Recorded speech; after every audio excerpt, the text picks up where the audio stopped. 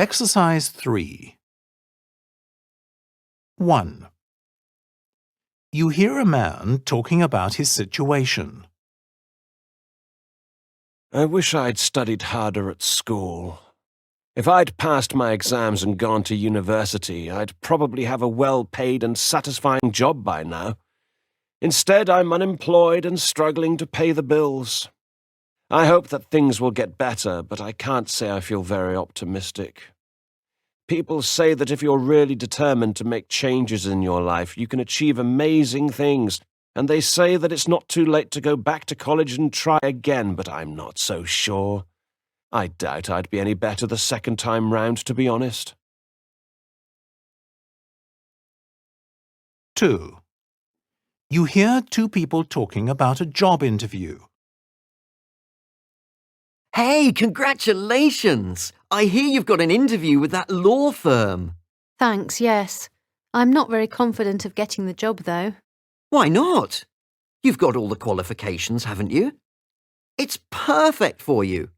Are you worried that you won't answer the interviewer's questions well enough? Well, that's never easy, but I've had plenty of practice and feel quite confident about that. I just get the feeling that they're looking for someone who's been doing the job for several years. I'm fairly new to it, and that's not going to work in my favour. I'm sure you'll be great in the interview and they'll realise you'll do a fantastic job. Don't worry. 3. You hear a woman talking. I decided to retire from my job last year because I wanted to spend more time with my grandchildren before they grow up. I can't say I was sorry to say goodbye to the people I worked with. They were a rather unpleasant bunch, very secretive and envious of other people's salaries, which was silly, really, because it's not as if any of us were earning very much. I was sad to lose the main perk of the job, though, which was free drinks and snacks every day. The cost of food shopping really does add up and takes a good chunk out of my pension. Still, it's worth it to be able to see my grandchildren. 4. You hear two people talking about jobs. There are 2 jobs here in the paper I'm thinking of applying for. This building company wants a full-time electrician, but if I take that, I'll never be able to finish the work I'm doing on my daughter's house. Are you thinking of just getting a part-time job then? Well, maybe yes. There's one here that's 30 hours a week, which would be ideal, but I'm not sure I could live on the amount I'd earn from that. If I took the full-time one, my wages would be much higher. Well, of course. And the part-time one's miles away, look. You'd take forever to get there and back. 5. You hear a woman talking. I love my job.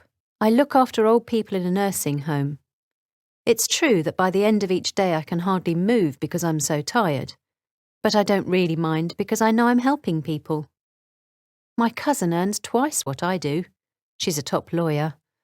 But if I had to cope with as much stress as her, I'd probably quit my job after a few weeks. My job's quite fun, really. Sometimes I feel a bit sorry for the old people, but the good thing is we're making their lives as good as we possibly can, so it's a happy place, really. 6.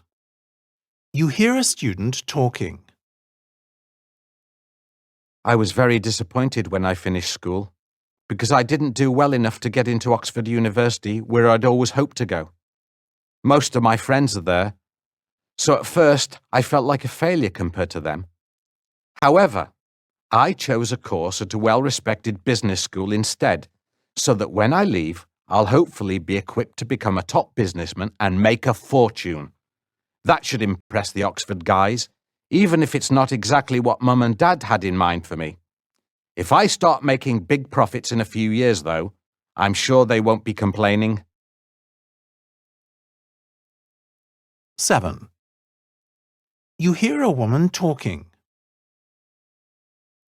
I've been working at this advertising agency for over 6 months, but if nothing changes, I won't be staying here much longer. I took the job because I wanted to work my way up into a much more senior position. I'm very ambitious, you see.